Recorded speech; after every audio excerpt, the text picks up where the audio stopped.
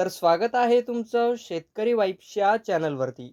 तर या 6 जिल्ह्यातील शेतकऱ्यांना मार्च 2026 मधील अवकाळी नुकसान भरपाई ही आता मंजूर करण्यात आलेली आहे आणि त्याबाबतचा शासन निर्णय म्हणजेच जी-आर हा देखील शासनाने निर्गमित केलेला आहे.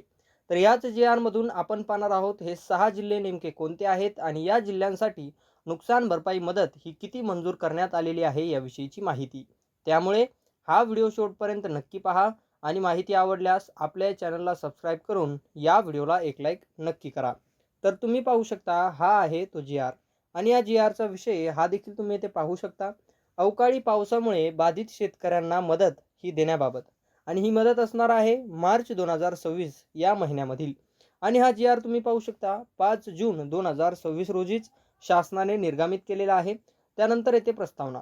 तर या प्रस्तावनेमध्ये अशा काही प्रकारचा उल्लेख असतो की मार्च 2026 या कालावधीत जो काही अवकाळी पाऊस झाला आणि यामुळे झालेल्या शेती पिकांच्या नुकसानीसाठी निधी याचा मागणीचा प्रस्ताव सादर केलेला आहे.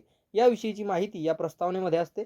आता त्यानंतर तुम्ही येथे पाहू शकता हा आहे शासन निर्णय की ज्यामध्ये मार्च 2026 या कालावधीत राज्यात विविध जिल्ह्यात अवकाळी पाऊस यामुळे शेती पिकांच्या नुकसानीसाठी शेतकऱ्यांना मदत देण्याकरिता संदर्भीन क्रमांक 2 येथील शासन निर्णयान्वये निश्चित केलेल्या दरानुसार एकूण रुपये 16,71,59,000 एवढा जो निधी आहे तो वितरित करण्यास शासनाची मंजुरी ही देण्यात येत आहे. तर तुम्ही पाहू शकता मार्च 2026 या कालावधीत काही 6 जिल्हे आहेत त्यांची यादी देखील या शासन निर्णयासोबत आहे. त्या यादीमधील असणारे 6 जिल्हे की ज्यामध्ये मार्च 2026 मध्ये अवकाळी पाऊस झाला आणि त्यामुळे त्या जिल्ह्यातील शेतकऱ्यांचं नुकसान झालं.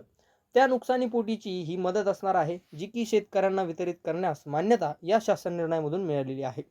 तर आता आपण प्रत्यक्षात या शासन निर्णयामध्ये असलेली त्या 6 जिल्ह्यांची यादी ही पाहूया की कोण पाहू शकता. ही आहे ती यादी आणि यामध्ये दिनांक देखील पाहू शकता 5/6/2026 सोबतचे विवरणपत्र म्हणजे ही यादी या शासन निर्णयासोबत जोडून आलेली आहे.